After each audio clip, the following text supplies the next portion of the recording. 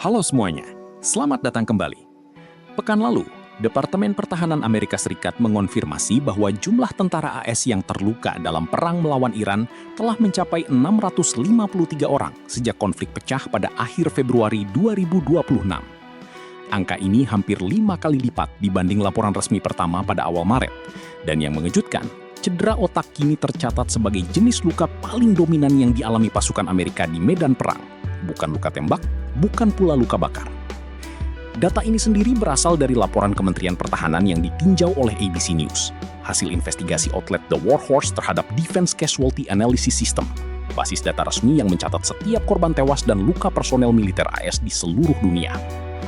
Laporan ini membedah detail cedera personel sejak hari pertama perang, 28 Februari 2026, hingga pertengahan April, saat Amerika dan Iran sempat menyepakati gencatan senjata selama 2 minggu. Kenaikan angka korban ini terjadi bertahap namun konsisten.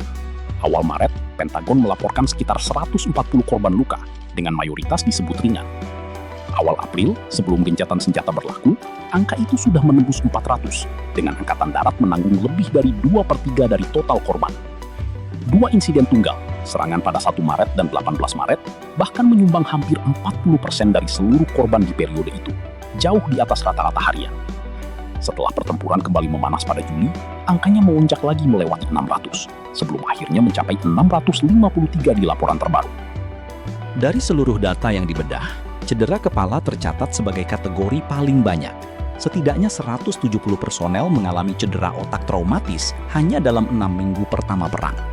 Salah satu kasusnya adalah seorang kolonel Angkatan Darat yang cedera saat drone Iran menghantam pusat operasi militer di Port Shuaibah, Kuwait. Sementara itu, Angkatan Laut mencatat 64 korban luka, namun tak satu pun masuk kategori serius. Angkatan Udara mencatat 51 korban, dan Korps Marinir 19 korban. Berbeda dengan Angkatan Darat, ketiga matra ini bahkan tidak merinci jenis maupun penyebab cedera dalam laporan resminya. Dampak perang ini juga meluas jauh keluar Amerika Serikat. Duta Besar Iran untuk PBB melaporkan lebih dari 1.300 warga dan personel Iran tewas akibat serangan gabungan AS dan Israel. Dengan korban tambahan tercatat pula di Lebanon dan Israel. Ini menegaskan bahwa skala human cost dari perang ini jauh melampaui angka 653 yang selama ini jadi sorotan media di Amerika. Namun yang membuat laporan ini semakin disorot bukan cuma jumlahnya, melainkan ketidakkonsistenan datanya.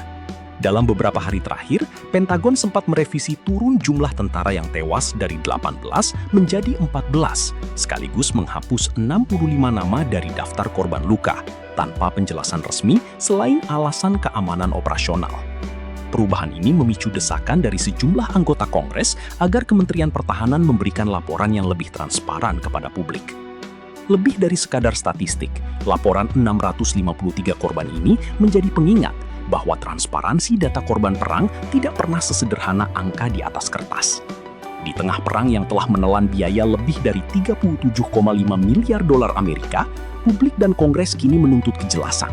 Bukan hanya soal berapa banyak yang terluka, tapi juga sejauh mana data resmi benar-benar bisa dipercaya.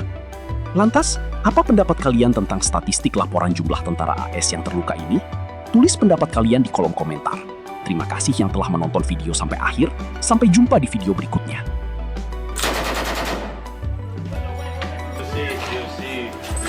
Go, go, go! Alright, good. 2, 3, 4, 5. Rocket, rocket, rocket! Move! Do your thing, do your thing.